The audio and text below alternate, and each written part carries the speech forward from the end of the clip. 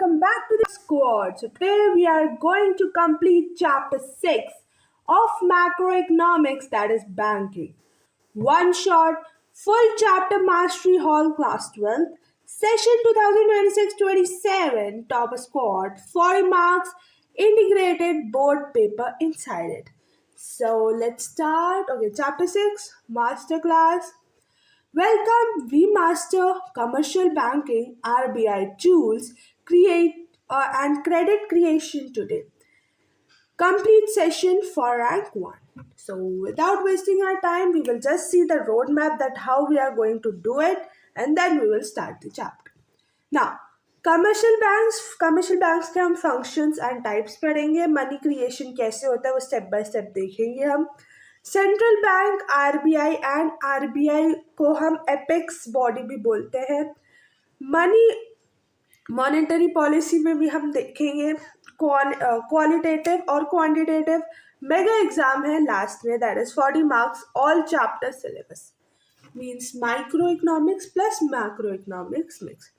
अच्छा, एक amazing fact that you should know. Did you know the State Bank of India, that SBI, the State Bank of India, traces its origin back to 1806 as the Bank of Calcutta. It is older than the independent nation of India.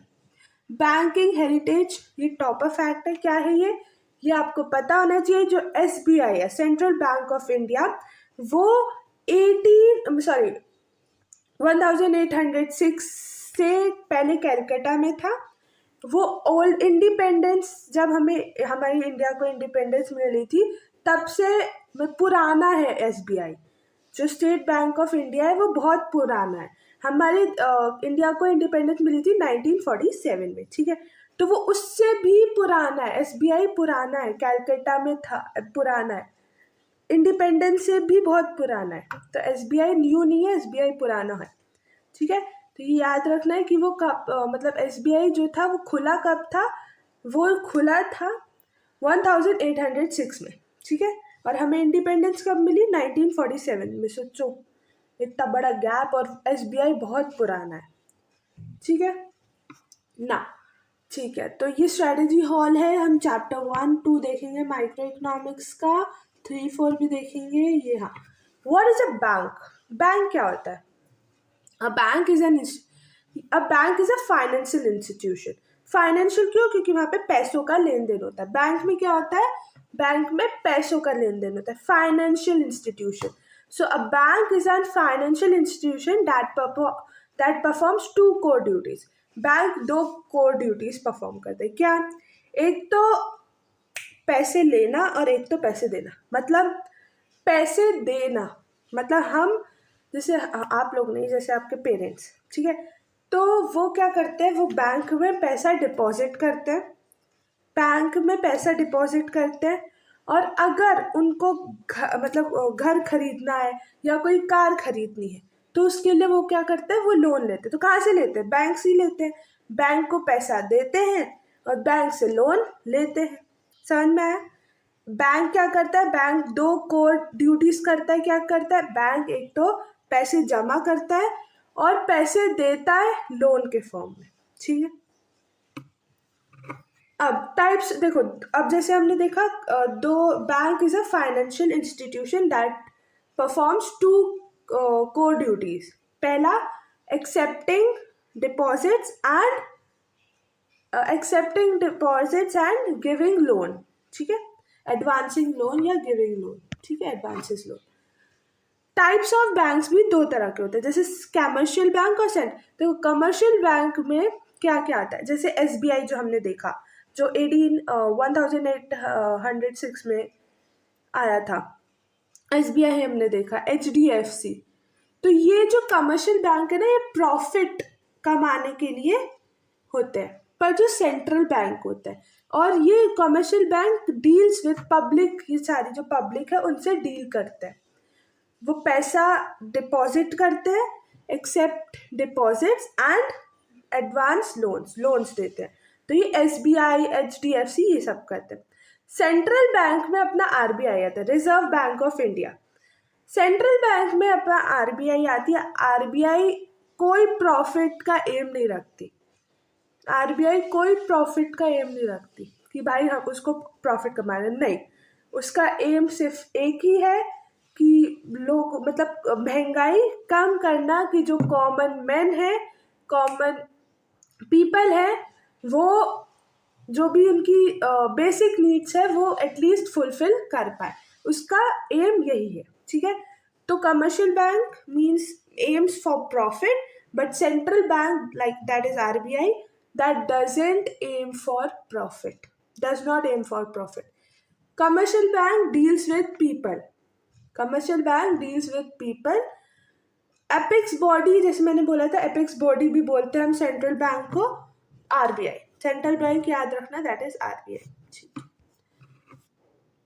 RBI क्या करता है? RBI government के जो पैसे होते हैं ना वो उसको रखता है, तो वो सब रखता है, अभी आगे देखेंगे।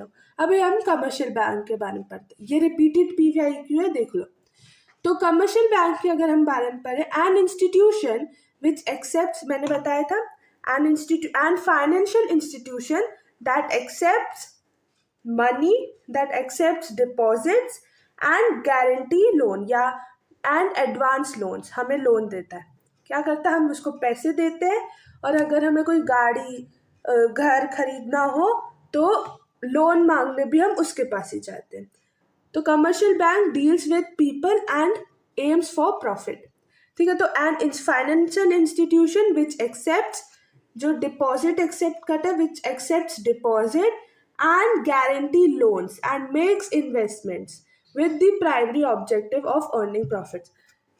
उसका एम तो यही होता है, अर्निंग प्रॉफिट्स, और हमें वो लोन इसलिए देते हैं क्योंकि कार एक इन्वेस्टमेंट है। हमने जैसे मान लो अगर हमने फाइनल गुड्स में पढ़ा था, अगर याद हो तो, फाइनल गुड्स में हमने ये पढ़ा था, final goods are those goods which are used for consumption और फॉर इन्वेस्टमेंट। तो ये फाइनल गुड है। कार खरीद रहे हैं, फाइनल गुड खरीद रहे हैं, तो इन्वेस्टमेंट के लिए खरीद रहे हैं, तो हम लोन लेकर, गारंटी लोन मतलब लोन लेकर कार खरीद रहे हैं। ठीक है, तो वो कौन करता है? वो कमर्शियल बैंक करता है, जैसे एसबीआई, आईसीसीआई, कैनरा बैंक हो गया, पीएनबी हो गया, तो वो बहुत सारे बैंक है जो कमर्शियल बैंक है। और सेंट्रल बैंक है आरबीआई। कमर्शियल बैंक का एम क्या होता है? टू मेक प्रॉफिट, और इसको और ये डील करता है with public and in financial institution which accept deposits, guarantee loan and makes investment with the primary objective. Primary objective तो यही है, अर्निंग प्रॉफिट्स। क्यों अर्निंग प्रॉफिट्स होगा ना? क्यों? हम लोन दे रहे हैं, अगर जब उसने हमें लोन दिया, जब हम 1 साल के बाद, 2 साल के बाद जब हम लोन पे रीपे करेंगे, उसको वापस कर देंगे, तो हम इंटरेस्ट के साथ देंगे ना, तो वो प्रॉफिट। ठीक है, अब बैंकिंग फंक्शंस ट्री। ठीक है, तो शायद कि आपको दिख नहीं रहा है, तो मैं कर देती हूँ। ठीक है, तो बैंकिंग फंक्शंस ट्री, तो 2 तरह के फंक्शन, बैंक के फंक्शन होते हैं, एक तो प्राइमरी, एक सेकेंडरी। ठीक है, बैंक फंक्शंस प्राइमरी और सेकेंडरी। ठीक है, तो अभी हम पहले प्राइमरी के बारे में देखेंगे, कोर टॉपिक। देखो, प्राइमरी में एक तो एक्सेप्टिंग डिपॉजिट्स आता है, प्राइमरी में एक तो एक्सेप्टिंग डिपॉजिट्स आता है और एडवांसिंग लोन्स आता है। ठीक है, 2 चीज़ें आती है प्राइमरी में, एक तो एक्सेप्टिंग डिपॉजिट्स और एक तो एक तो एडवांसिंग लोन्स आते हैं, 2 चीज़ें आती है। ठीक है, तो पहले हम पढ़ेंगे एक्सेप्टिंग डिपॉजिट्स। एक्सेप्टिंग डिपॉजिट्स पढ़ेंगे हम। This is the inflow of money to the bank, major type. देखो, वैसे एक्सेप्टिंग डिपॉजिट्स में भी 3 तरह होते हैं। जैसे प्राइमरी में दो डिवीजन होता है, that is accepting deposits and advancing loans. वैसे एक्सेप्टिंग डिपॉजिट्स में 3 बाइफर्केशन होते हैं, current account deposits, saving account deposits और फिक्स टर्म डिपॉजिट्स। ठीक है, तो पहला current account deposits, savings account deposits और फिक्स्ड टर्म डिपॉजिट, 3 होते हैं, याद रखना। Current account deposit, saving account deposit और फिक्स्ड टर्म डिपॉजिट। ठीक है, तो अगर हम पढ़ेंगे पहले करंट अकाउंट डिपॉजिट। अब हम पहले करंट अकाउंट डिपॉजिट्स पढ़े। देखो, करंट अकाउंट डिपॉजिट्स ये बोलता है कि जो बिजनेस, ये करंट अकाउंट डिपॉजिट जो होता है वो बिजनेसमैन के लिए होता है। क्यों? क्योंकि जो बिजनेसमैन है उसको कभी यहाँ ट्रांजैक्शन करना है, इनसे डील हो गई तो उसको यहाँ मनी का ट्रांजैक्शन करना है, या उसको मतलब कुछ सामान लाना है तो उसको यहाँ ट्रांजैक्शन करना है, एम्प्लॉयज़ को सैलरी देनी है तो उसको बहुत सारा ट्रांजैक्शन करना पड़ेगा। तो इसलिए ट्रांजैक्शन ज़्यादा से ज़्यादा के लिए वो करंट अकाउंट डिपॉजिट लेता है फॉर बिजनेसमैन। क्यों? क्योंकि उसमें अनलिमिटेड ट्रांजैक्शन, जितना भी आप विड्रॉल करो कोई प्रॉब्लम नहीं, अलाउड है। तो unlimited withdrawal allowed means unlimited transaction can be possible. ठीक है, तो इसलिए ये बिजनेसमैन के लिए। Repayable on demand by bank. ठीक है, रीपेबल हो सकता है ऑन द डिमांड। जो अब अगर बैंक की डिमांड है तो आप उसको रीपे भी कर सकते हो, कोई प्रॉब्लम नहीं। और इसमें जीरो इंटरेस्ट होता है, नो इंटरेस्ट, आपको कोई इंटरेस्ट नहीं दिया जाता। ठीक है, जीरो इंटरेस्ट। और बैंक अब सर्विस चार्ज तो लेगा ना, ट्रांजैक्शन कर रहा है तो सर्विस चार्ज तो लेगा। इतना समझ में आया? ठीक है। करंट डिपॉजिट समझ में आया कि करंट डिपॉजिट जो होता है वो बिजनेसमैन के लिए हो। क्यों? क्योंकि बिजनेसमैन को ट्रांजैक्शन करना होता है, तो ये इसमें अनलिमिटेड ट्रांजैक्शंस अलाउड है। तो इसलिए unlimited transactions, repayable on the demand of bank. अगर बैंक डिमांड करे तो रीपे भी हो सकता है, कोई प्रॉब्लम नहीं है, पर इसमें जीरो इंटरेस्ट होता है। और बैंक सर्विस चार्जेस चार्ज कर सकता है। ट्रांजेक्शन कर रहा है ना, तो जो सर्विस चार्जेस होते हैं वो तो चार्ज करेगा ही बैंक। ठीक है, अब आता है, पहला हमने देख लिया, that is current deposit, current account deposit.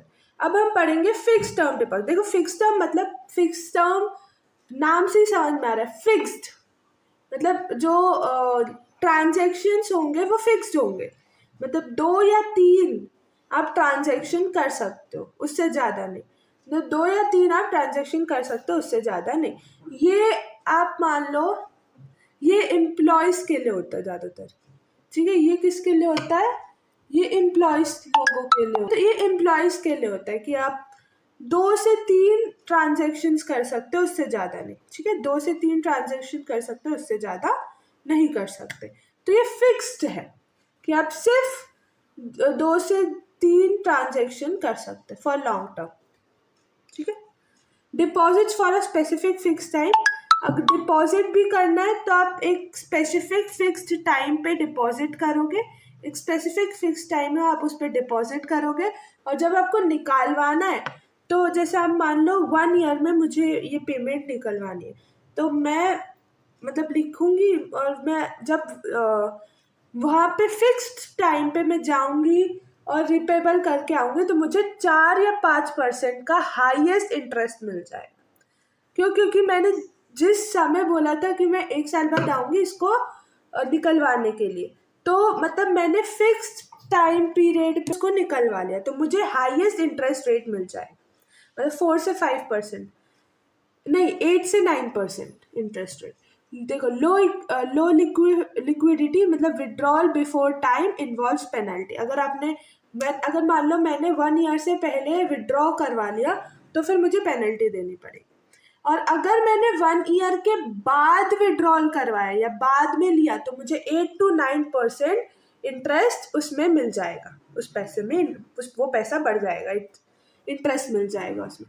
तो highest interest rate is paid. ठीक है, तो ये फिक्स टर्म डिपॉजिट। तो हमने 2 चीजें पढ़ ली। हमने क्या, 1 मिनट ही, क्या हो गया भाई, हमने फिक्स टर्म डिपॉजिट देख लिया, आगे एडवांसिंग लोन्स आ गए। अच्छा, ओके ओके ओके। अब आता है अपना 3 चीज़ें, मैंने 2 चीज़ पढ़ी। मैं सेविंग्स अकाउंट डिपॉजिट मैं बता दूँ। देखो, करंट अकाउंट डिपॉजिट्स हमने देख लिया। करंट अकाउंट डिपॉजिट्स क्या बोलता है? करंट अकाउंट डिपॉजिट ये बोलता है कि आपको जितने ट्रांजैक्शंस करने आप कर लो। ये बिजनेसमैन के लिए होता है कि आपको जितने भी ट्रांजैक्शंस करने आप कर सकते हो, कोई प्रॉब्लम नहीं है। ये बिजनेसमैन के लिए होता है। Unlimited transaction are allowed. दूसरी चीज, इसमें नो इंटरेस्ट होता है, कोई zero interest, no interest. Bank आप पे जो ट्रांजैक्शन चार्जेस होते हैं, जो चार्जेस होते हैं, सर्विस चार्जेस होते हैं, वो बैंक आप पे लगा सकती है, ठीक है। और जब बैंक डिमांड करे तो रीपेबल भी हो सकता है, repayable of repayable in the demand of bank. Bank demand करे तो रीपेबल भी हो सकता है।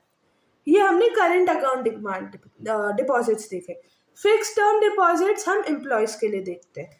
फिक्स टर्म डिपॉजिट मतलब कि अगर आपने फिक्स्ड टाइम पीरियड पे अपने डिपॉजिट, फिक्स टाइम पीरियड में आपने डिपॉजिट किया, फिर आपने बोला 1 ईयर के बाद मैं आऊँगा और मतलब मैं आऊँगी और ये निकाल लूँगी। तो मैंने क्या किया, मैंने 1 ईयर के बाद आई और मैंने निकाल लिया, तो मुझे क्या मिला, मुझे उस पर हाई मतलब पैसे बढ़ गए, हायर इंटरेस्ट रेट मिल गया, पैसे बढ़ गए। और अगर मान लो मैंने 1 ईयर से पहले आकर उसको विड्रॉ करवा लिया तो मुझे पेनल्टी मिलेगी। क्यों? क्योंकि मैंने जो बोला था कि मैं 1 ईयर के बाद आऊँगी निकलवाने, वो मैं नहीं करा, मैं पहले आ गई, तो फिर मुझे पेनल्टी देनी पड़ेगी, ठीक है। फिर सेविंग्स अकाउंट डिपॉजिट्स में अगर मैं बताऊँ तो सेविंग्स अकाउंट डिपॉजिट ये कहता है, इस सेविंग्स अकाउंट डिपॉजिट दोनों का कॉम्बिनेशन है। करंट अकाउंट डिपॉजिट और फिक्स टर्म डिपॉजिट दोनों का कॉम्बिनेशन है सेविंग अकाउंट डिपॉजिट्स, ठीक है। सेविंग अकाउंट डिपॉजिट इसमें क्या होता है, इसमें आता है कि जैसे इसमें फिक्स्ड होता है, तो इसमें भी यही होता है कि आप ट्रांजेक्शन्स 4 2 3 ही कर सकते हो, ज़्यादा नहीं कर सकते। आपको पैसे सेव ज़्यादा करने पड़ेंगे, सेविंग अकाउंट है ना, तो आपको पैसे ज़्यादा सेव करने पड़ेंगे जिससे आपको इंटरेस्ट मिले और आपके पैसे बढ़ते जाए। जितने आप सेव करोगे आपको उतने इंटरेस्ट मिलेगा और आपके पैसे बढ़ते जाएंगे। तो ये दोनों कर सकते हैं, ये बिजनेसमैन भी कर सकता है और ये एम्प्लॉयज़ भी कर सकते हैं, ठीक है। तो ये दोनों का मिक्सचर है, सेविंग अकाउंट डिपॉजिट्स, दो करंट अकाउंट डिपॉजिट और फिक्स टर्म डिपॉजिट्स का मिक्सचर है, ठीक है। देख लिया। फिर आता है दूसरा प्राइमरी का दूसरा part, that is advancing loan. PYQ alert देख लो। एडवांसिंग लोन्स मतलब, एडवांसिंग लोन्स में कैश क्रेडिट आता है, short term loans cash credit आता है, शॉर्ट टर्म लोन्स आता है, ओवरड्राफ्ट नहीं आता। ओवरड्राफ्ट आता है सेकेंडरी फंक्शन में, ये गलत लिखा है, तो ओवरड्राफ्ट आता है सेकेंडरी फंक्शन में, ये अभी हम प्राइमरी फंक्शन पढ़ रहे हैं। तो एडवांसिंग लोन्स कैश क्रेडिट आता है, शॉर्ट टर्म लोन्स आता है, और एक और तीसरी भी चीज़ आती है, क्रेडिट आता है, short term loan, cash credit आता है, डिमांड लोन्स आता है और शॉर्ट टर्म लोन आता है, 3 चीज़ें आती हैं, ठीक है। कैश क्रेडिट, अब कैश क्रेडिट, ठीक है, कैश ये ओवरड्राफ्ट लॉजिक लिखा है, अच्छा नहीं मुझे समझाना है, रुक जाओ।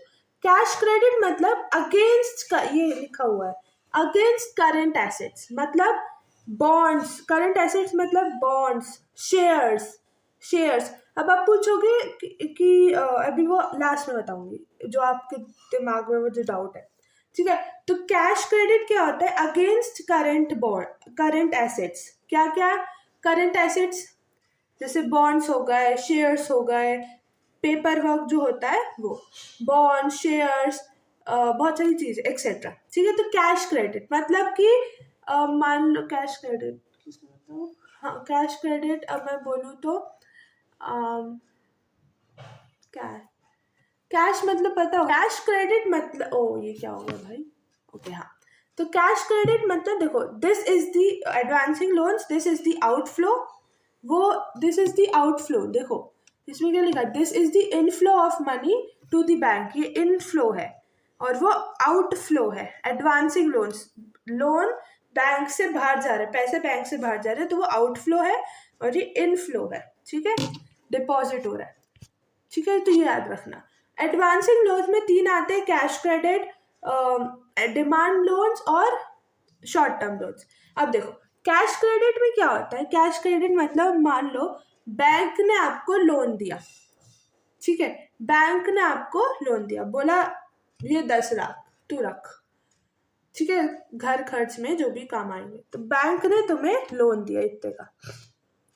मान लो मैं बैंक हूँ, मैंने तुम्हें लोन लिया लोन दिया 10 लाख रुपए का, 10 लाख रुपए का मैंने तुम्हें लोन दिया। अब तुमने क्या किया, उस लोन में से अब कुछ घर खर्च या दिवाली आ गई, दशहरा आ गया, या कुछ ऐसे फेस्टिवल्स आ गए जिसको मतलब उन पैसों से आप अपने परिवार को कपड़े दिला सकते हो, या दिवाली है तो आप पटाखे दिला सकते हो, तो वो सब। तो अगर आपने उन 10 लाख रुपए में से सिर्फ 4 लाख विड्रॉ किए, सिर्फ 4 लाख रुपए आपने निकाले, सिर्फ 4 लाख रुपए आपने विड्रॉ किया, आपने निकाले सिर्फ 4 लाख रुपए, तो आपको सिर्फ 4 लाख रुपए आपने निकाले, सिर्फ 4 लाख रुपए का आपने पेमेंट की, आपने जो भी किया, तो आपको सिर्फ उसका ही, सिर्फ उस पूरा 10 लाख का आपको लोन चुकाना नहीं और इंटरेस्ट नहीं देना, सिर्फ वो उतने 4 लाख का ही आपको लोन चुकाना है और प्लस इंटरेस्ट देना है, सिर्फ उतना 4 लाख जो आपने विड्रॉ किया है, सिर्फ वही, पूरे पैसे नहीं, सिर्फ वही जो आपने विड्रॉ किए। तो ये बोलते हैं हम कैश क्रेडिट, इसको बोलते हैं कैश क्रेडिट, ठीक है, इसको बोलते हैं हम कैश क्रेडिट। अब अगर हम पढ़े डिमांड लोन्स, डिमांड लोन्स क्या आते हैं? डिमांड लोन, जब आपको लोन दिया था बैंक ने, अब बैंक मांग रहा है, ओ बेटा सुन, लोन दे दे, चल लोन निकाल, लोन निकाल। तो जब भी बैंक का मन करेगा वो आपसे लोन ले लेगा। तो डिमांड लोन मतलब जब भी बैंक का मन करेगा बोलेगा बेटा लोन वापस कर, ये होता है डिमांड लोन, ये होता है demand loan. Short term loans हम उसको बोलते हैं, शॉर्ट टर्म लोन्स जैसे आपको वन पर्सनल काम है, बिजनेस चलाते हो आप, तो वो होते हैं शॉर्ट टर्म लोन्स। या मान लो शॉर्ट टर्म लोन्स, आपने कार खरीदी, ठीक है, कार खरीदी, आपने लोन लिया और उसके बाद 1 ईयर के बाद उसको चुका दिया, तो इसको बोलते हैं शॉर्ट टर्म लोन, ठीक है। या आपने एसी लिया, तो आपने एसी का लोन लिया, तो और आपने उसको 1 ईयर में लौटा दिया, तो उसको बोलते हैं short term loan. Personal use के लिए ले रहे हो, बिजनेस के लिए ले रहे हो, तो उसको हम शॉर्ट टर्म लोन बोलते हैं। अब हम ओवरड्राफ्ट लॉजिक देखें, अब हमारे सेकेंडरी फंक्शन पे, अब प्राइमरी फंक्शन अपना खत्म हो गया है, सेकेंडरी फंक्शन पे आ रहे। प्राइमरी फंक्शन में हमने देखा क्या क्या देखा, प्राइमरी फंक्शन में हमने देखा एक्सेप्टिंग डिपॉजिट्स, उसमें 3 चीजें आती हैं, that is current account deposit, fixed account deposit और सेविंग्स अकाउंट डिपॉजिट, ये 3 चीजें देखी। और फिर दूसरे बाइफर्केशन में हमने एडवांसिंग लोन्स एडवांसिंग लोन्स पे हमने क्या देखा, ठीक है, एडवांसिंग लोन्स पे अब हम एडवांसिंग लोन्स में हमने क्या देखा, हमने उसमें भी 3 चीज बाइफर्केशन देखी। क्या क्या बाइफर्केशन देखे, एक तो पहला था कैश क्रेडिट जिसको हम सीसी बोलते हैं, और दूसरा डिमांड लोन, और तीसरा शॉर्ट टर्म लोन, ठीक है। अब हम आते हैं सेकेंडरी फंक्शन में। तो सेकेंडरी फंक्शन में अगर हम देखें तो सेकेंडरी फंक्शन में पहला bifurcation that is overdraft logic. Overdraft logic क्या होता है, ओवरड्राफ्ट मतलब क्या है, ओवरड्राफ्ट, आपके बैंक में 1000 रुपए है, आपने 2000 का बैंक से ले लिया, 2000 रुपए निकाल लिए, तो ये ओवरड्राफ्ट, एक्स्ट्रा अमाउंट निकाला आपने, तो आपका जो बैंक अकाउंट अमाउंट है वो माइनस में चला गया। तो इट अलाउस, बैंक ऐसे बोलता है मित्र, हम तुम्हारे दोस्त हैं मित्र, ऐसे वाला। तो it allows current account holders to withdraw more than their balance है, जो भी उनका बैलेंस है, जैसे मान लो उनका बैंक बैलेंस है 1000 रुपीज और उनको निकालने 2000 रुपीज, तो उन्होंने एक्स्ट्रा अमाउंट निकाल लिया, पर उनका बैंक बैलेंस माइनस में चला जाएगा और वो 1000 रुपीज उनको बैंक में पे करना पड़ेगा। तो बैंक ऐसे बोलते हैं जिगरी दोस्त, जो मुश्किल के समय में काम आता है, तो हम बैंक को बैंक ना बोल के फ्रेंड बोलेंगे, ठीक है। तो जिगरी दोस्त जो अपना होता है ना, वो है बैंक। वो कौन है, बैंक।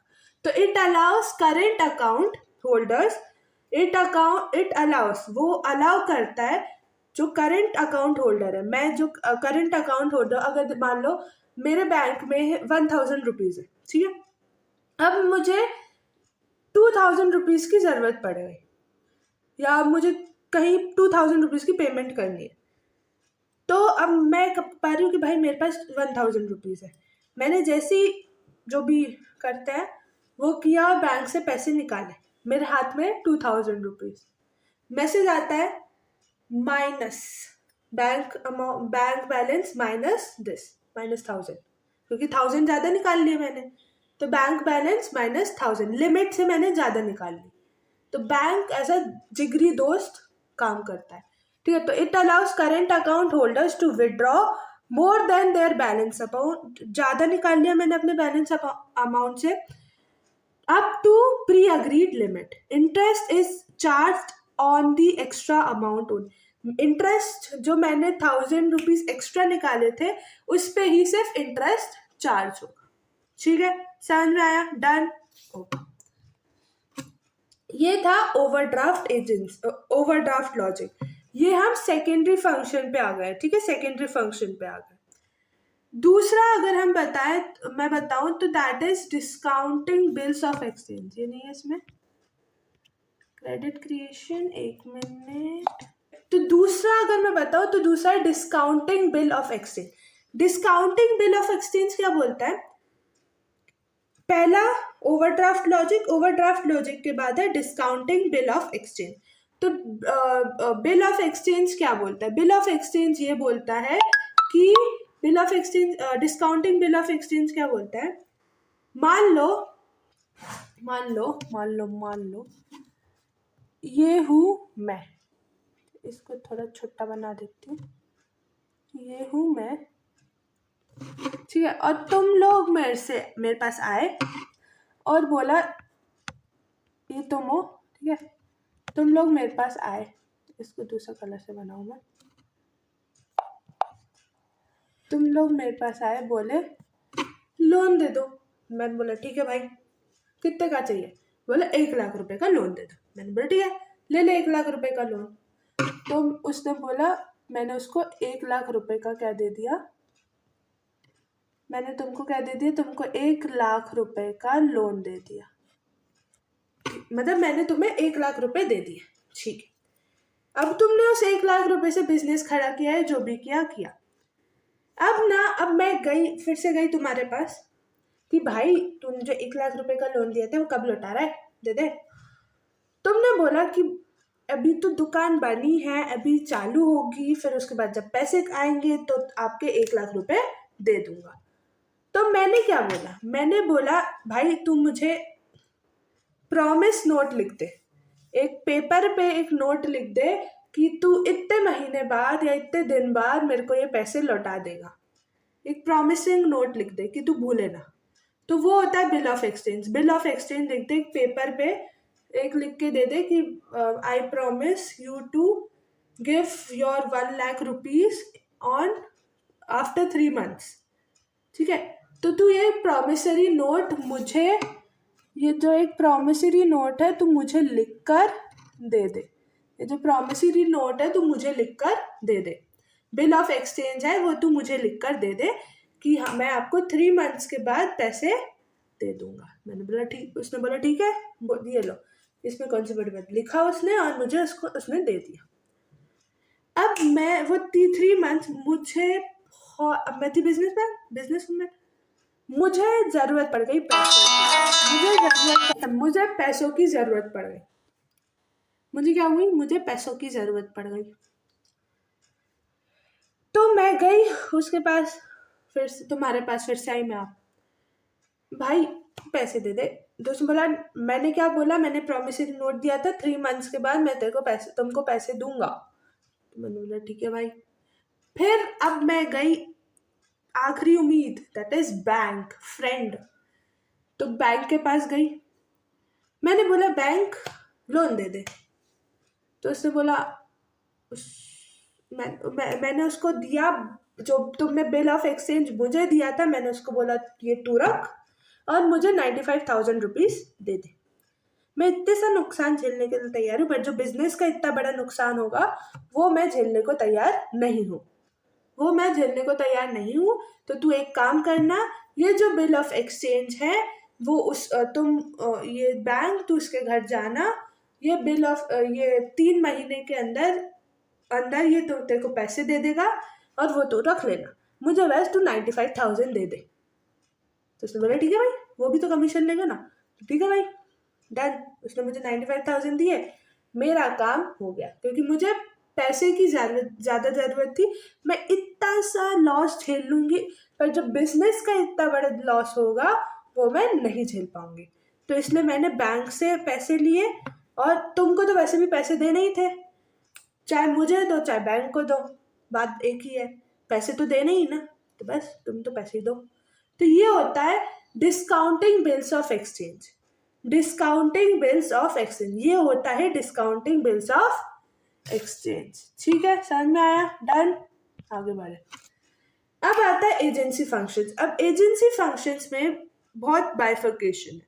एजेंसी फंक्शन तो बैंक, ये एक्सपेक्टेड है, ठीक है। तो बैंक क्या करता है, bank acts like an agent for the customer. Bank agent की तरह काम करता है कस्टमर को। जैसे ट्रांसफर, अगर फंड्स ट्रांसफर करना है किसी फॉरेनर को, मुझे मतलब किसी फॉरेनर को मुझे पैसे ट्रांसफर करने हैं, तो मैं बैंक को ऑर्डर दूंगी, वो बैंक ट्रांसफर कर देगा, पैसे ट्रांसफर कर देगा, तो ट्रांसफर ऑफ फंड्स हो जाएंगे फॉरेन में। ठीक है। फिर कलेक्शन ऑफ पेमेंट और ऑफ आइटम्स, बिल्स, रेंट, वो सब क्या करते, वो सब बैंक करता है। ठीक है। तो collection and payment of item behalf of customer, customer के बिहाफ में कौन करता है, बैंक करता है। इनकम टैक्स कंसल्टेंसी, अगर मुझे कार की ईएमआई भरनी है, मुझे घर का रेंट भरना है, मुझे वो इलेक्ट्रिसिटी बिल भरना है, तो बैंक मुझसे आके पूछेगा कि ईएमआई भर दूँ, बिल्स ऑफ ये भर दूँ। तो मैंने उसको पहले ही ऑर्डर दे के रखा है, क्या रखा है, इनका कि को ईएमआई जब भरनी है तू भर दे, तेरे को इलेक्ट्रिसिटी जब भरना है भर दे। मैंने उसको मतलब ऑर्डर दे के रखा है कि भाई तू ऐसा कर, तो वो बार बार मेरे से नहीं पूछने आएगा। ठीक है, तो वो बार बार मेरे से नहीं पूछने आएगा, वो अपने आप ही कर लेगा, क्योंकि मैंने उसको ऑर्डर लेके रखा है। तो ये होता है इनकम टैक्स कंसल्टेंसी, ये होता है इनकम टैक्स कंसल्टेंसी। और ट्रांसफर ऑफ फंड्स ये होता है कि मुझे किसी फॉरेनर को, मतलब फॉरेन में कोई रहता है, मुझे उसको क्या करना है, ट्रांसफर करना है पैसे। तो मैंने बैंक को बोला, बैंक इसको ट्रांसफर कर दे। मैंने उसका आईएफएससी कोड दिया, उसका पिन दिया, जो दिया वो उसको दिया, बैंक ने उसको ट्रांसफर कर दिया। क्यों? क्योंकि मेरे पास टाइम नहीं था, तो इसलिए बैंक ने ट्रांसफर कर दिया। ठीक है। तो बैंक क्या क्या कर रहा है, transfer of funds on the behalf of customer, collection, payment of bills, rent, जो भी कर रहा है ऑन द बिहाफ ऑफ, ये सारी चीजें वो कस्टमर के बिहाफ पे कर रहा है। Income tax consultancy on the behalf of customer. ठीक है। तो एजेंसी फंक्शन है, क्या क्या है, transfer of funds, collection and payment of the items, income tax consultancy, purchase and sale of foreign exchange, purchase and sale of foreign exchange, purchase कर रहे हैं और सेल कर रहे हैं फॉरेन एक्सचेंज को, तो वो भी बैंक ही करता है on the behalf of customer. Purchase और sale of foreign exchange bank करता है। Purchase and sale of security, purchase and sale of security क्या करता है, purchase and sale of security. ठीक है। सिक्योरिटी मतलब बॉन्ड्स मतलब शेयर्स, या एजेंसी फंक्शंस में 3 चीजें, ट्रांसफर ऑफ फंड्स ट्रांसफर हो रहे हैं, collection and payment of items behalf of customer के बिहाफ में बैंक कर रहा है, इनकम टैक्स कंसल्टेंसी। अंडरस्टूड? तो ट्रांसफर ऑफ फंड्स हो गया, collection and payment of items on the behalf of customer के बिहाफ पे बैंक कर रहा है ये सब। इनकम टैक्स कंसल्टेंसी भी बैंक कर रहा है कस्टमर के बिहाफ पे।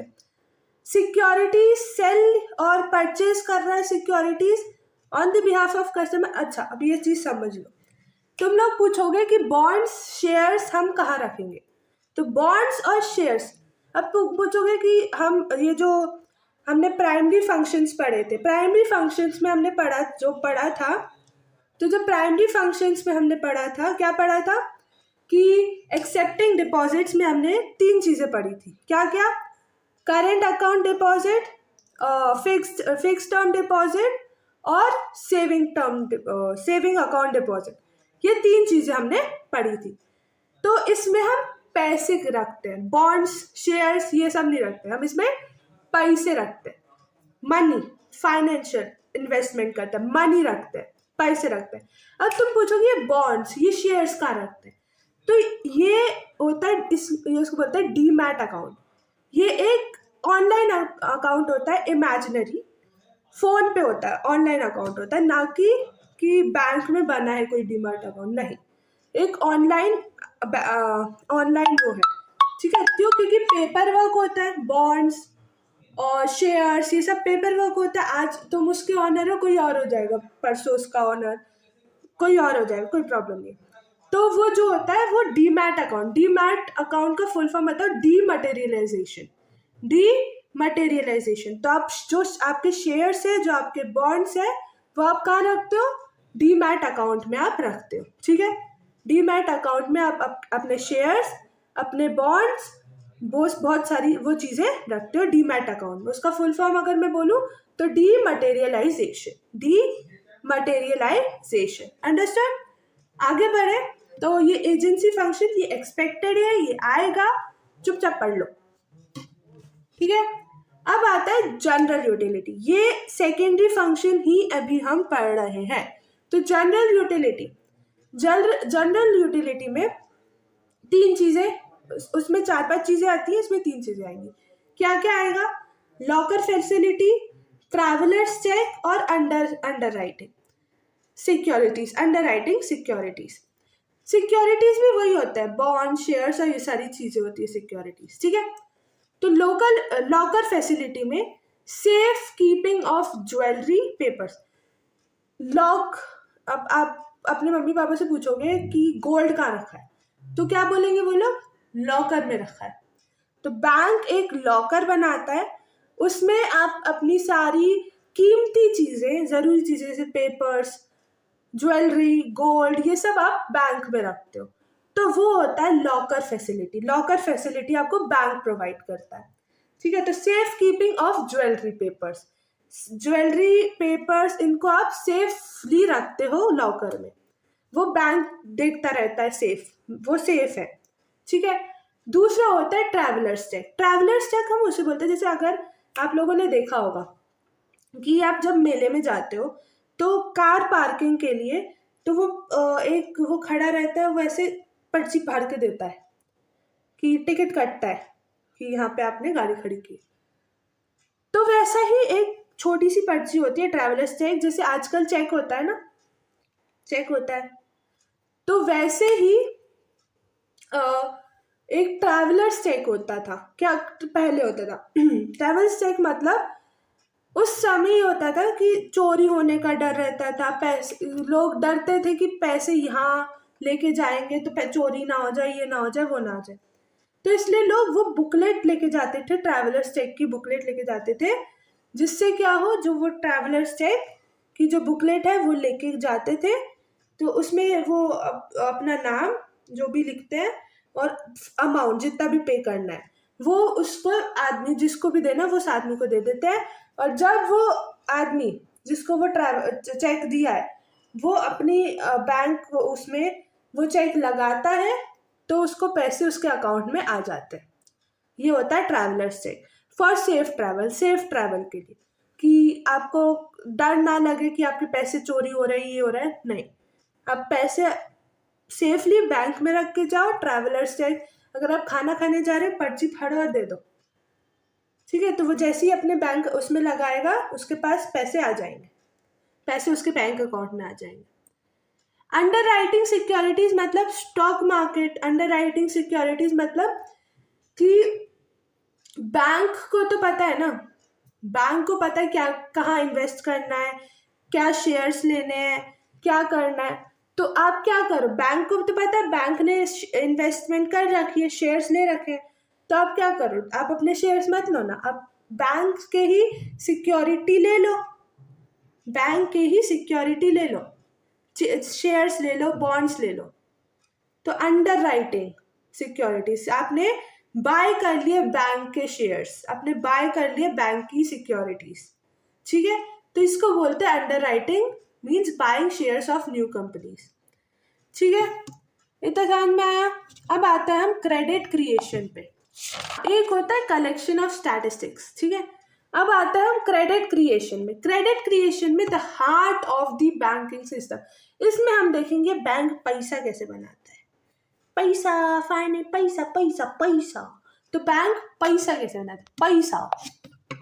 हर चीज इस एजेंसी फंक्शन में ना एक और चीज आती है जो मैं भूल गई बताना। एजेंसी फंक्शंस में और वो जनरल यूटिलिटी में letter of reference agency functions में आता है, letter of credit general utility में आता है। तो मैं आपको दोनों साथ में समझा देती हूँ, तो आप दोनों अच्छे से समझाओगे। अब देखो लेटर ऑफ रेफरेंस, पहले लेटर ऑफ रेफरेंस समझते हैं। लेटर ऑफ रेफरेंस समझे तो मान लो मैं एसबीआई में बहुत महीनों से, मतलब मैंने उसमें अपना बैंक अकाउंट खोल के रखा है, मैं उसमें लोन लेती हूँ, तो लोन चुका भी देती हूँ, मेरा बैंक अकाउंट फुल रहता है, कभी खाली नहीं होता, जीरो नहीं होता, ठीक है। अब मैंने मान लो बिजनेस के चक्कर में मैं अब मुंबई शिफ्ट हो गई, बिजनेस के चक्कर में मैं क्या हो गई, बिजनेस के चक्कर में मैं मुंबई शिफ्ट हो गई मैं बिजनेस के चक्कर में, ठीक है। तो बिजनेस के चक्कर में मैं क्या हूँ, बिजनेस के चक्कर में मैं मुंबई शिफ्ट हो गई, ठीक है। बिजनेस के चक्कर में मैं मुंबई शिफ्ट हो गई। अब मुंबई में क्या है, एक्सिस बैंक। अब मुझे जरूरत पड़ी लोन की, ठीक है। अब मुझे जरूरत पड़ी लोन की, मैं गई बैंक के पास, मैंने बोला भाई ये डिपॉजिट कर पैसे और मुझे लोन दे दे। तो अब बोले, अब मेरा अकाउंट तो उधर था ही नहीं, मेरा अकाउंट था एसबीआई में। तो भाई अब मैं क्या करूं, अब वो मेरे पे विश्वास कैसे करे कि मैं लोन चुकाऊंगी कि नहीं, या मैं लोन लेके भाग जाऊंगी, कैसे विश्वास करे। तो मैंने बोला देख, तेरे को मेरे पे विश्वास नहीं है, कोई प्रॉब्लम नहीं, एसबीआई पे तो विश्वास है, दूसरे बैंक पे तो विश्वास है, मैं क्या काम करती हूँ, मैं उससे तेरी बात करवा देती हूँ। तो मतलब वो मेरा रेफरेंस ले रहा है कि भाई वो मेरे बारे में बता रहा है कि हाँ ये बंदी ये सही है, इसका बैंक अकाउंट अच्छा फुल रहता है, जीरो नहीं होता कभी भी, इसके बैंक अकाउंट में पैसे रहते हैं, ये लोन आपको टाइम पे चुका देगी। तो मतलब उसने रेफरेंस लिया, गारंटी नहीं ली कि उसने वो पैसा नहीं देगा, तो वो पैसे नहीं देगी तो मैं दे दूंगा, नहीं, गारंटी नहीं ली, उसने रेफरेंस लिया कि हाँ ये लोन चुका देगी, टाइम पे चुका देगी, आप इस पे भरोसा कर सकते हो, ठीक है। तो उसने मेरा रेफरेंस लिया, मैंने किसी का रेफरेंस लिया, ठीक है। तो मैंने किसी का रेफरेंस, तो ये लेटर ऑफ रेफरेंस है कि मैंने रेफरेंस लिया एक बैंक का दूसरे बैंक को समझाने के लिए कि भाई तू मुझे लोन दे दे और मैं अच्छी बंदी हूँ, ठीक है। ये होता है लेटर ऑफ रेफरेंस, ये होता है लेटर ऑफ रेफरेंस। अब अगर हम बात करें जनरल यूटिलिटी की, तो letter of credit, letter of credit, letter of credit में क्या होता है, मान लो एक बंदा है स्पेन में और मैं हूँ इंडिया में, ठीक है। एक बंदा है स्पेन में और मैं हूँ इंडिया में, हमारे बीच में डील हुई कि भाई वो मुझे यहाँ गुड देगा और मैं उसे 50 लाख रुपीस दूंगी, वो मुझे वहां से गुड देगा और मैं उसको 50 लाख रुपीस दूंगी। तो भाई अब मुझे भी भरोसा नहीं हो रहा कि जब मैंने उसको 50 लाख रुपीस दे दिए तो क्या वो मुझे गुड देगा कि नहीं, पता नहीं, उसको भी मेरे पे भरोसा नहीं है कि अगर मैंने इसे गुड दे दिया तो क्या ये मुझे 50 लाख रुपीस देगी या नहीं देगी, वो भी भरोसा नहीं उसको। तो हम दोनों को भरोसा नहीं है एक दूसरे पर, ठीक है। तो मैं गई भाई एसबीआई बैंक के पास, किसके पास गई, मैं गई एसबीआई बैंक के पास कि भाई मैंने फोन करवा, मैंने बोला देख हमारे बीच में ट्रेड हुआ है, डील हुई है कि ये सामान मुझे पहुंचा देगा तो मैं इसको 50 लाख रुपीस दे दूंगी, पर ये ट्रस्ट नहीं कर रहा है या मैं उस पर ट्रस्ट नहीं कर रही। तो इसने बोला अच्छा सुन, मैं तेरे बैंक से 50 लाख रुपीस निकाल के रख लेता हूँ, जब तेरे को गुड उस उधर से मिलेंगे मैं उसको 50 लाख रुपीस उसके बैंक में ट्रांसफर कर दूंगा। जब मुझे गुड्स वहां से स्पेन से मिल जाएंगे तो मैं उसे 50 लाख, बैंक ही उसे 50 लाख रुपीस दे देगा। मतलब वो मेरी गारंटी ले रहा है कि मैं दे दूंगा, जैसे तू इसको गुड देगा, इसके हाथ में गुड आएगा, वैसे ही तेरे पास पैसे आ जाएंगे, तेरे बैंक अकाउंट में पैसे आ जाएंगे। तो ये लेटर ऑफ क्रेडिट होता है कि वो मेरी गारंटी ले रहा है कि हाँ दे दूंगा, ठीक है। वो बैंक ही दे देगा, मुझे नहीं देने की जरूरत। बैंक ने ऑलरेडी मेरे बैंक अकाउंट से 50 लाख रुपीस निकाल के रख लिए कि जब मेरे पास गुड आएगा, जब I will receive the good, then the bank will pay the money. ये होता है लेटर ऑफ क्रेडिट। तो लेटर ऑफ रेफरेंस और letter of credit I think so आपको क्लियर हो गया। आगे जाए तो क्रेडिट क्रिएशन हम पढ़ेंगे। क्रेडिट क्रिएशन में हम क्या पढ़ेंगे? The heart of bank. Credit creation is the heart of banking system. इसमें हम सीखेंगे पैसा कैसे बनाते हैं। ब्रो पैसा, बैंक वाले क्या पैसा बनाते हैं, कैसे पैसा बनाते हैं, पैसा कैसे बनाते हैं बैंक वाले, वो हम देखेंगे। चलो high weightage, oh my God पहले ही आ गया, high weightage PYQ. Let's go. Money creation process. Money कैसे क्रिएट होता है? Wow, money creation. Banks create credit for far in excess of initial primary deposit. मान लो मैंने बैंक को 1000 रुपीज जमा कर दिया। अब तुम लोग ना इसको ऐसे समझो, खाली चीज, अच्छा इधर हाँ ये दिया है ना, ठीक है। इसको ऐसे समझो, ये मेरे साथ बनाते जाओ, ये देखो, ठीक है। इसमें आएगा डिपॉजिट, डिपॉजिट का मैं डी लिख रही हूँ। इसमें आएगा लोन एल, और इसमें आएगा LRR। LRR फुल फॉर्म बताऊंगी, सब्र रखो, ठीक है। तो LRR फुल फॉर्म है legal reserve ratio. Legal reserve ratio, ये जो लीगल रिजर्व रेशो है ये RBI डिसाइड करता है कि लीगल रिजर्व रेशो कितना होना चाहिए। मान लो 10% है, जो लीगल रिजर्व रेशो है मान लो क्या है, वो 10% है, ठीक है। मान लो लीगल रिजर्व रेशो 10% है। अब सुनो, अजम्पशंस सुनो, पहले अजम्पशंस सुनो, ठीक है। अजम्पशंस, कान खोलो और अजम्पशंस सुनो। अजम्पशंस क्या क्या है? पहला, कोई पेमेंट कैश नाम की तो चीज ही नहीं है, ठीक है। क्या पहली बात, कैश नाम की कोई भी चीज नहीं है। कैश भूल जाओ, कैश नाम की कोई चीज नहीं है, ठीक है। हाथ में पैसे है ही नहीं, सब पेमेंट ट्रांजेक्शन बैंक से हो रही है सारी पेमेंट, ठीक है। सारी पेमेंट बैंक से हो रही है, ट्रांजेक्शन, कोई हाथ में कैश नाम की चीज ही नहीं है, ठीक है। भूल जाओ कैश को। दूसरी बात, ये जो PNB, ये जो SBI, ये जो एक्सिस बैंक और ये जो HDFC, ICICI, ये भी जो भी बैंक है सिर्फ एक यूनिट है। अलग अलग सेंटर्स है पर यूनिट एक है, अलग अलग नाम है पर यूनिट एक है, एक यूनिट है, 1 यूनिट, ठीक है। तो कैश नाम की चीज नहीं है और एक यूनिट है। दो अजम्पशन है, कैश सारी पेमेंट बैंक से हो रही है। दूसरा कि एक ही यूनिट है, एक ही यूनिट है, दो 4-5 यूनिट नहीं है, एक ही यूनिट है। जो SBI, PNB और ICICI और क्या बोलते हैं, एक्सिस बैंक, एक ही यूनिट है, ठीक है। एक यूनिट, नाम डिफरेंट होता है, एक यूनिट है, ठीक है। एक यूनिट है, दो अजम्पशंस याद रखना, ठीक। अब हम आगे बढ़े तो अब मान लो मैंने डिपॉजिट किया, इनिशियल डिपॉजिट, इनिशियल, यार इसमें ना आई, ठीक है, इनिशियल, हाँ ठीक है, इनिशियल क्या है पता नहीं, ठीक है, INITIAL, ठीक है, स्पेलिंग मिस्टेक नहीं है, इनिशियल। अब मैंने बैंक को दिया ₹1000, मैंने बैंक को क्या दिया, मैंने बैंक को दिया ₹1000। भाई तू ये रखना, कहाँ रखना है ये तेरे को रखना है बैंक में। तो मैंने उस बैंक में डिपॉजिट कर दिया ₹1000। अब RBI ऑर्डर देगा कि RBI ने ऑर्डर दे चुके हैं कि LRR 10%, मैंने लिख दिया है, LRR 10% निकाल लेना, LRR 10% निकाल के रख लेना, ठीक है भाई। उससे बोलो ठीक है LRR 10% निकाल के रख लेंगे, कोई प्रॉब्लम नहीं। अब देखो, अगर हम 1000 रुपीज़ का 10% करें तो हमारा कितना आएगा? 200। इसको अगर मैं दूसरे पेन से लिखूं तो ज़्यादा समझ में आएगा। ठीक है,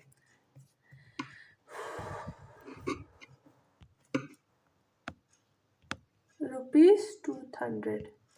ठीक है, तो अगर मैंने 1000 रुपीज़ का 10%, सॉरी 20% है, 20%, मैं भूल गई, 1 मिनट, ये गलत है,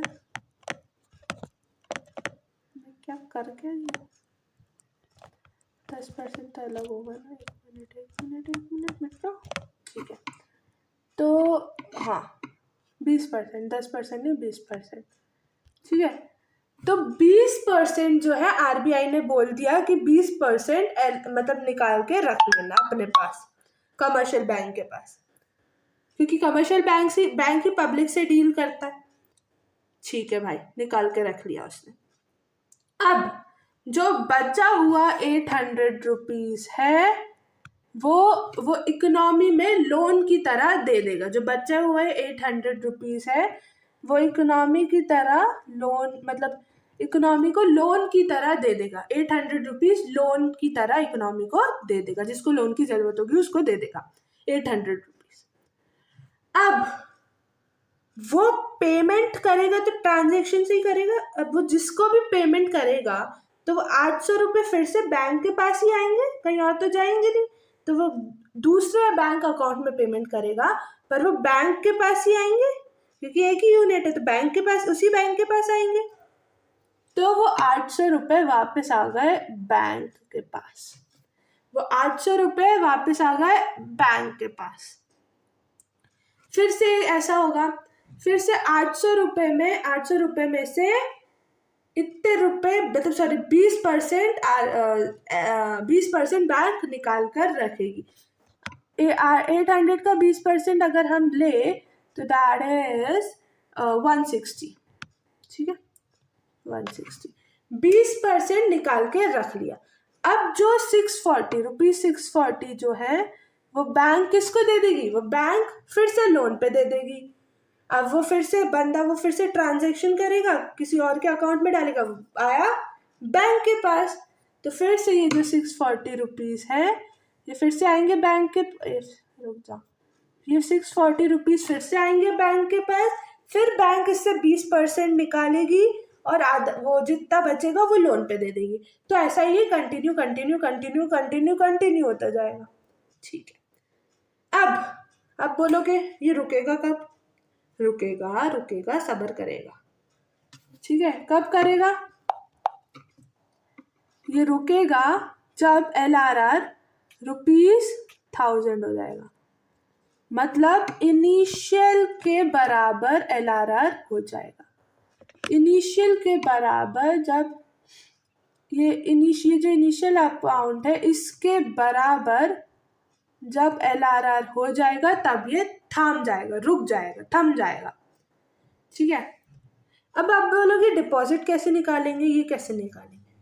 थाम मैं बता रही।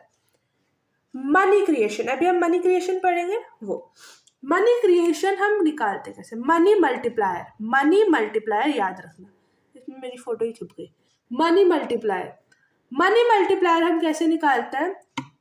MM लिख रही हूँ मनी मल्टीप्लायर में। ठीक है, 1/LRR, 1/LRR। अपने पास दूसरे कलर यूज करूँ मैं, कहाँ गया? पर्पल यूज करती हूँ। 1/20 LRR अपने दिया है 20%। ठीक है, RBI ने दिया। ठीक है, अब ये 20% है, परसेंट है भाई, तो 100, अगर परसेंट का साइन हटाना है तो नीचे 100 डालना पड़ेगा। तो 1/20/100, तो ये तो अपना आया 0.2, 1/0.2 that is 5 times.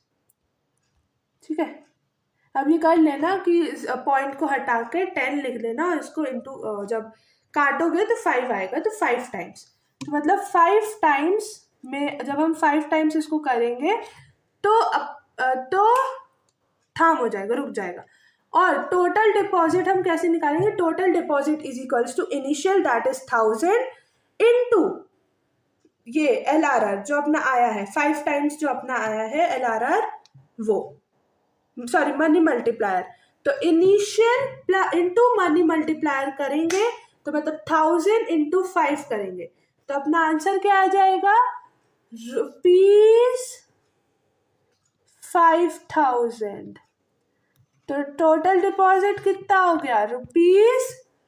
₹5000। Total deposit कितना हो गया? ₹5000। टोटल डिपॉजिट निकल गया। अब आप बोलोगे लोन निकालना है, ठीक है, इसको हम क्रेडिट क्रिएशन भी बोलते हैं। टोटल डिपॉजिट भी बोल सकते हैं और क्रेडिट क्रिएशन भी बोल सकते हैं, ठीक है। अब हमें निकालना है लोन, ठीक है, एडवांसिंग लोन निकालना है हमें। वो कैसे निकालेंगे? सुनो, अब वो कैसे निकालेंगे वो देख लो। अब हमारे पास टोटल डिपॉजिट तो आ ही गया, टोटल डिपॉजिट तो अपने पास आ ही गया, ठीक है। टोटल डिपॉजिट अपने पास आ गया, टोटल डिपॉजिट आ गया, तो total deposit into money multiplier, ठीक है। तो 5000 इंटू 5 करेंगे तो कितना आएगा अपना आंसर? 25,000। तो लोन कितना है? लोन जब 25,000 हो जाएगा तो हम रुक जाएंगे। ऐसे निकलता है। टोटल डिपॉजिट में निकाल लिया, लोन भी निकाल, एडवांसिंग लोन भी निकाल लिया, और LRR तो इनिशियल के बराबर होना चाहिए, निकल गया। मनी मल्टीप्लायर भी हमने निकाल लिया। समझ में आया? क्लियर? ये आगे और क्लियर हो जाएगा, ठीक है, आगे बढ़े।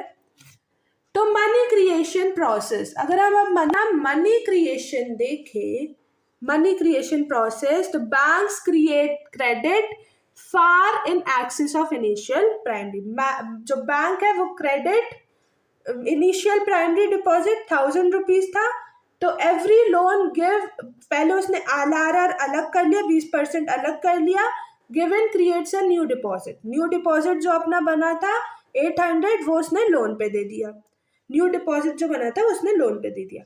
इसको बोलते हैं हम मनी क्रिएशन प्रोसेस। मतलब ये मनी बना रहा है, और सोच लो 5000 मनी टोटल डिपॉजिट आ गया इसके पास, बनाते बनाते बनाते। Logic, cash stage in the unit bank system. Logic यही है कि एक यूनिट होता है, कैश वही रहता है। असम्पशंस देखो मैंने जो आपको बताए थे। Core assumptions, the entire banking system is a single unit called bank। एक entire जो भी banking system है वो एक single unit है, बैंक एक ही यूनिट है, ठीक है। नाम अलग अलग होंगे पर यूनिट एक ही है।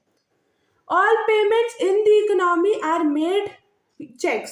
जो भी मतलब या तो ट्रांजेक्शन्स या तो चेक की मदद से डिजिटल होंगे, डिजिटल होंगे। कैश कुछ नहीं है, कैश भूल जाओ, हाथ में आपके पास पैसे है ही नहीं, भूल जाओ, ठीक है। तो जो अजम्पशंस याद रखना। अब आता है legal reserve ratio, that is LRR। LRR rule क्या है? जो आरबीआई ने जो बोला था कि भाई तू 20% निकाल के रख लेना, मीन्स 1000 में से 200 रुपीज निकाल के रख लिए थे कमर्शियल बैंक के, उसके 2 टुकड़े होते हैं कि भाई कमर्शियल बैंक पे भरोसा नहीं है कि भाग गया तो लेकर कुछ कर दिया उसने, तो आरबीआई के पास भी तो कुछ पैसे होने चाहिए ना, तो उसके 2 टुकड़े होते हैं। तो आधा आरबीआई के पास जाता है, आधा कमर्शियल बैंक खुद मेंटेन करता है। CRR मतलब credit reserve creation, sorry credit reserve ratio, credit reserve ratio. और SLR मतलब स्टैट्यूटरी लिक्विडेबल, एक मिनट, ये होता है ना, स्टैट्यूटरी लिक्विडिटी रेशियो। SLR मतलब स्टैट्यूटरी लिक्विडिटी रेशियो, मतलब ये commercial bank statutory liquidity ratio है, ये कमर्शियल बैंक अपने पास रखता है, अपने आप मेंटेन करते हैं इतने पैसे, और आधे आरबीआई मेंटेन करता है। CRR मतलब क्रेडिट रिजर्व रेशियो। समझ में आया?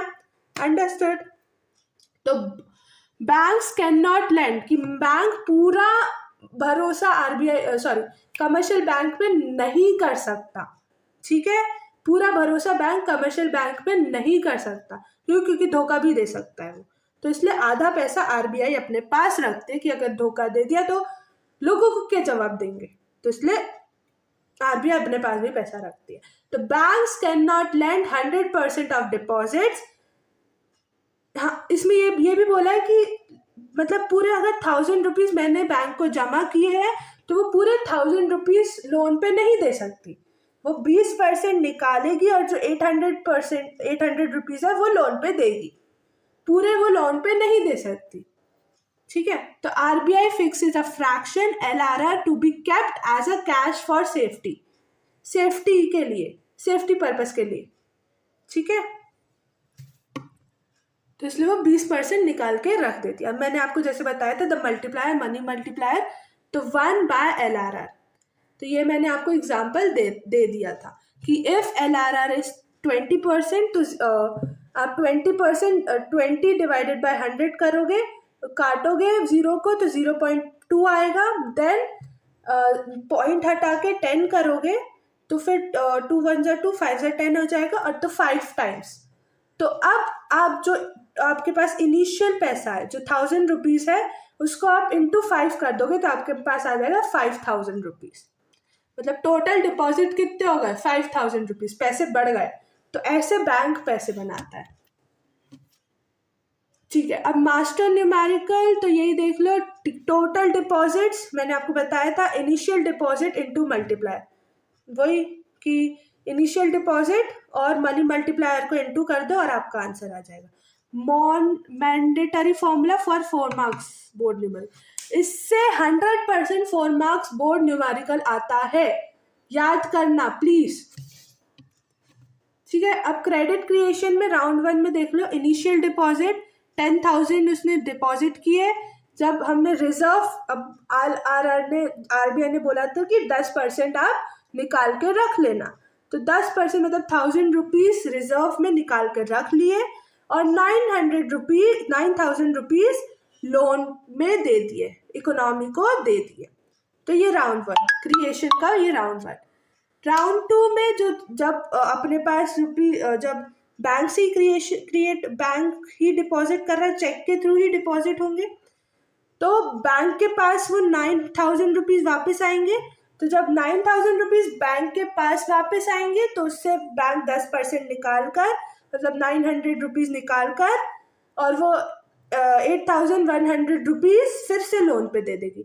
फिर जब वो बैंक के पास फिर से वापस आएंगे, क्योंकि ट्रांजेक्शन्स तो हम बैंक के थ्रू ही कर रहे हैं ना, तो बैंक के पास फिर से वापस आएंगे, तो फिर 10% उसमें से निकाल कर जितना भी बचेगा वो लोन पे दे देगी। तो ऐसे ही बैंक जो है वो पैसे बनाती जाती है। ठीक है, समझ में आया? तो देखो, rounds, deposits, reserves, loans. Initial 10,000 था, टोटल उसने 1,00,000 रुपए बना लिए। रिजर्व्स 1,000 कर करके उसने 10,000 बना लिए। और लोन्स उसने 90,000 दी। ऐसे बनता है पैसा, मतलब 10,000 का उसने 1,00,000 रुपए बना लिए, ऐसे बनता है पैसा। ये होता है मनी क्रिएशन, क्रेडिट।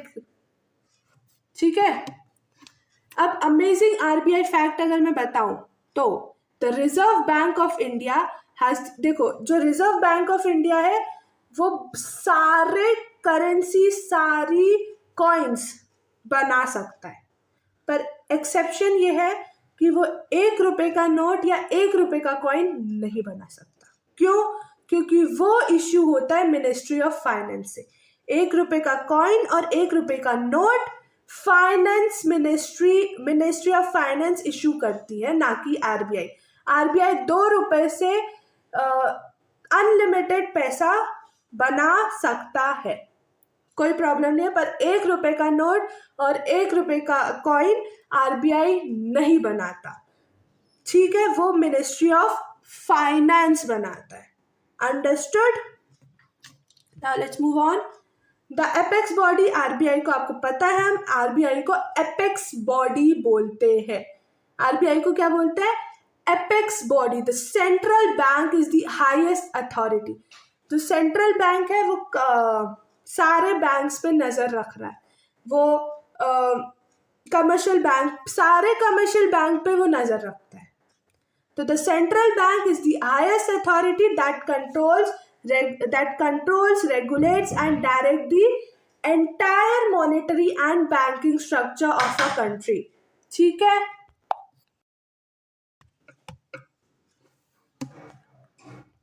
इतना समझ में आया कि? एक मिनट,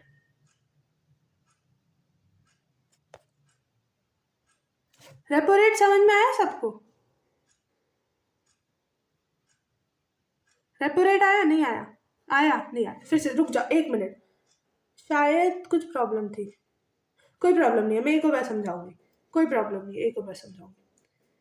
देखो, रेपो रेट क्या होता है वो मैं समझा रही हूं। ध्यान, कान खुले होने चाहिए, सुन लो सुन लो। रेपो रेट क्या होता है? रेपो रेट वो मनी होता है, जैसे मान लो कि जो आरबीआई, ठीक है, जो कमर्शियल बैंक है, मैंने आपको बताया था, क्या बताया था मैंने आपको कि जो LRR होता है उसके दो टुकड़े किए जाते हैं, एक तो CRR और एक तो SLR। एक तो आरबीआई के पास जाता है और एक तो कमर्शियल बैंक खुद मेंटेन करता है। इतना समझ में आया? एक तो आरबीआई के पास जाता है, एक तो कमर्शियल बैंक खुद मेंटेन करता है। ठीक है, इतना समझ में आ गया? ठीक है, कोई प्रॉब्लम नहीं। अब मान लो आरबीआई के पास, जो उसके पास थे वो 16 करोड़ रुपीस थे और आरबीआई के साथ 4 करोड़ रुपए है।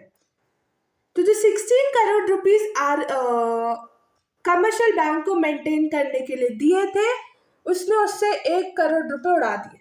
क्यों? कुछ पसंद आ गया था उसे, कुछ अच्छा लग गया था उसे, कुछ चीज अच्छी लग गई थी उसे, तो उसने 1 करोड़ रुपए उड़ा दिए। तो लास्ट रिजॉर्ट कौन बचा? लास्ट अब वो ऐसे तो नहीं करेगा, भाई पैसे दे दे 1 करोड़ रुपए। भाई 1 पैसे का भी नुकसान हुआ ना तो आरबीआई मार देगा। तो अब लास्ट रिजॉर्ट कौन बचा? आरबीआई। वो गया आरबीआई के पास, भाई देख सुन ना, मैंने ना, मुझे कुछ पसंद आ गया था तो मैंने 1 करोड़ ना उड़ा दिया। उसने बोला सुन, मैं तेरे को 1 करोड़ रुपए दे रहा हूं, उसके बदले उसने उसको बॉन्ड से दे दिए। कमर्शियल बैंक ने 1 करोड़ रुपए लिए आरबीआई से और उसको बॉन्ड्स दे दिए, शेयर्स मतलब बॉन्ड्स, शेयर्स दे दिए। ठीक है, शेयर्स दे दिए। क्या दे दिए? शेयर्स दे दिए। अब जब वो कमर्शियल बैंक, ये शॉर्ट टर्म है, शॉर्ट टर्म लोन है, जब कमर्शियल बैंक लौटाने आएगा मनी 1 करोड़ रुपए और प्लस इंटरेस्ट, जब कमर्शियल बैंक 1 करोड़ रुपए और इंटरेस्ट लौटाने आएगा, जो वो इंटरेस्ट लौटाएगा, जो वो एक्स्ट्रा पैसे लौटाएगा, उसको बोलेंगे रेपो रेट। उसको बोलेंगे रेपो रेट और अपने बॉन्ड्स लेकर जाएगा। ठीक है, तो the rate at which RBI lends money to commercial bank, उस रेट पे, जिस रेट पे आरबीआई लेंड करता है, क्या लेंड करता है? Money to commercial banks for short term, मतलब 2-3 दिनों के लिए, फॉर शॉर्ट टर्म, उसको बोलते हैं हम रेपो रेट। रेपो रेट क्यों? क्योंकि इन्फ्लेशन कम हो। ठीक है, इन्फ्लेशन कम हो, महंगाई कम हो। अगर महंगाई ज्यादा होगी तो जो कॉमन मैन है वो अपनी नीड्स, जो बेसिक नीड्स है वो फुलफिल नहीं कर पाएगा, इसलिए कम से कम लोन दिया जाता है कि जिससे इन्फ्लेशन कम हो, जिससे इन्फ्लेशन कम हो। ठीक है, बैंक रेट। अब देखो, बैंक रेट लॉन्ग टर्म होता है, जो मैंने आपको बताया, रेपो रेट वो शॉर्ट टर्म में होता है और बैंक रेट लॉन्ग रन में होता है, सेम लॉन्ग टर्म में होता है, सेम है दोनों। ठीक है, दोनों सेम है। ठीक है, दोनों क्या है? दोनों सेम है, दोनों मतलब उसका यही है, ये बस एक ही डिफरेंस है, ये वो शॉर्ट टर्म में होता है, ये लॉन्ग रन में होता है। The rate at which RBI lends the money to commercial bank for long term, ज्यादा दिनों के लिए, और जब वो कमर्शियल बैंक जब बॉन्ड्स दे देता है आरबीआई को, जब वो कमर्शियल बैंक फिर से आता है पैसे लेकर और इंटरेस्ट लेकर, वो जो इंटरेस्ट है उसको बोलते हैं हम बैंक रेट। उसको क्या बोलते हैं हम? Bank rate. और फिर वो अपने बॉन्ड्स लेके चला जाता है, उसको हम बोलते हैं बैंक रेट। क्यों? क्योंकि ये लॉन्ग टर्म में इसको हम बैंक रेट बोल रहे हैं, वो शॉर्ट टर्म में था इसलिए हम उसको रेपो रेट बोलते थे। रेपो रेट समझ में आया? ठीक है। बैंक रेट को हम also call discount rate. Bank rate को हम डिस्काउंट रेट भी बोल सकते हैं। आगे बढ़ो। Reserve repo, reverse repo rate. Reverse repo rate क्या होता है? अब आप इस चीज को रिवर्स कर दो। Commercial bank RBI, commercial bank RBI, commercial bank अब आया आरबीआई के पास। मान लो अब कमर्शियल बैंक के पास 50 करोड़ सरप्लस में है, मतलब उसके पास बहुत सारे पैसे जाते, क्योंकि कमर्शियल बैंक प्रॉफिट बनाना है और उसके पास 50 करोड़ रुपए सरप्लस है। अब वो क्या करेगा? या तो वो आरबीआई के पास जाएगा, अपने बैंक में डिपॉजिट करवा देगा, जिससे उसको जब वो डिपॉजिट करेगा तो वो जो LRR है उसको, मतलब इंटरेस्ट उसको ज्यादा मिलेगा। आरबीआई के साथ जब डिपॉजिट कर लेगा तो इसको LR इंटरेस्ट ज्यादा मिल जाएगा। ठीक है। या तो वो इकोनॉमी में लोन में दे दे तो उससे भी उसको इंटरेस्ट मिल रहा है, मतलब दोनों तरीके से फायदा मिल रहा है, दोनों तरीके से में फायदा मिल रहा है। पर अगर वो लोगों को देगा, तो लोगों के पास क्या है? लोगों के हाथ में पैसे ज्यादा आएगा और लोग क्या करेंगे? लोग कार खरीदेंगे, लोग घर खरीदेंगे, लोग हर चीज खरीदेंगे और जिससे पैसा, जो महंगाई है वो बढ़ जाएगी, जिससे महंगाई बढ़ जाएगी, जो आरबीआई नहीं चाहता। तो वो क्या करेगा? कमर्शियल बैंक आरबीआई में अपने पैसे 50 करोड़ रुपए सरप्लस में दे देगा, डिपॉजिट करवा देगा। 50% जो है वो डिपॉजिट करवा देगा। ठीक है। जिससे महंगाई ना बढ़े, इन्फ्लेशन ना हो और लोग चीजें मतलब जो उनके नीड्स के हिसाब से ले सके। ठीक है।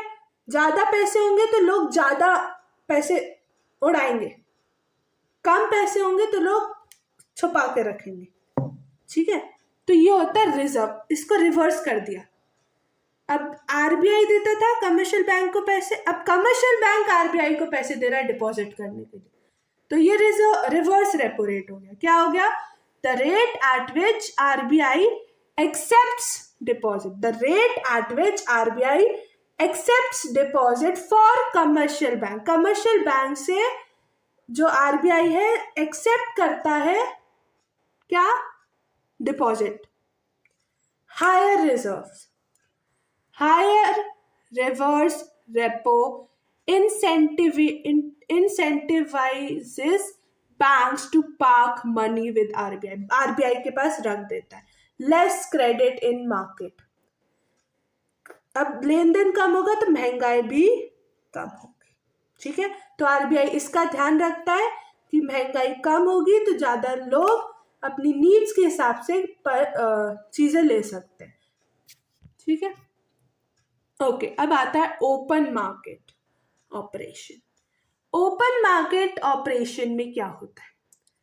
ध्यान से सुनना। ओपन मार्केट ऑपरेशन में ये है आरबीआई और ये है इकोनॉमी, ये है आरबीआई और ये है इकोनॉमी।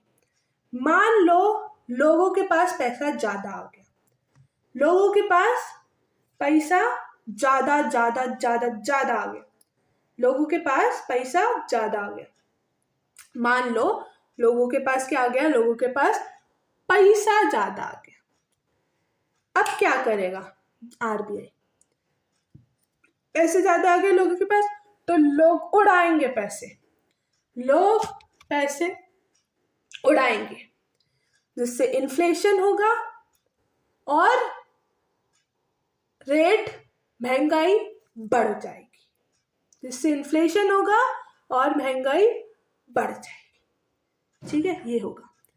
अब क्या आरबीआई क्या, अब आरबीआई सिक्योरिटीज बेचता है। सिक्योरिटीज बेचता है मतलब बॉन्ड्स, शेयर्स। अब लोग ये मानते हैं कि ये बॉन्ड्स, शेयर्स और ये सब इन्वेस्टमेंट होती है, तो लोग ले जाएंगे, लोग आरबीआई को पैसे देंगे और बॉन्ड्स, सिक्योरिटीज बाय कर लेंगे।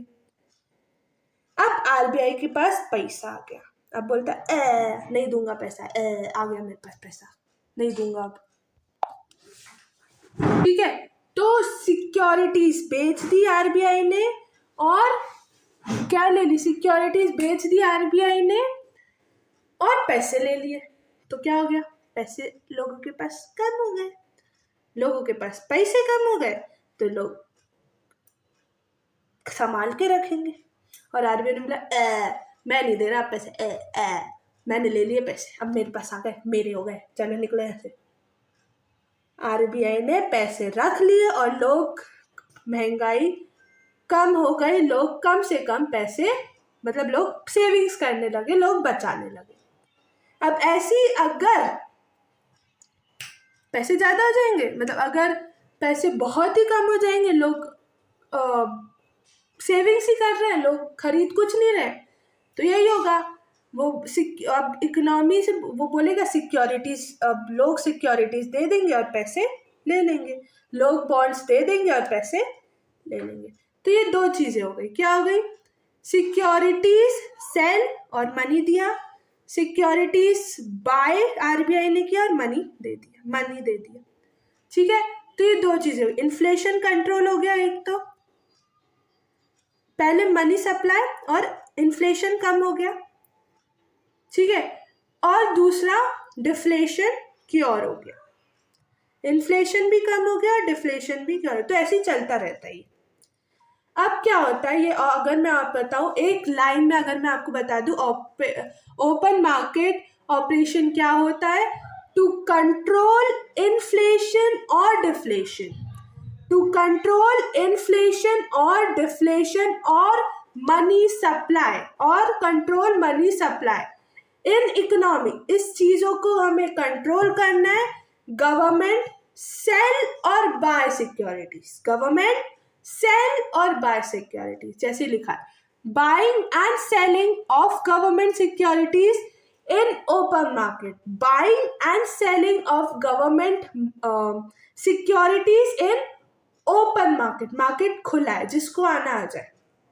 Cell of securities sucks out liquidity from economy, security की सेल हुई, सबने ले लिया सिक्योरिटीज और पैसे, आरबीआई, और बोला अब नहीं दूंगा, तो इन्फ्लेशन कम हो गया।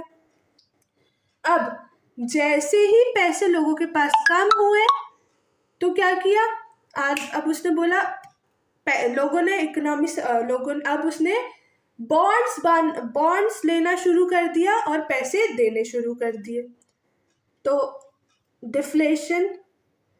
इन्फ्लेशन कम हो गया और डिफ्लेशन भी कम हो गया, दोनों चीज हो गई।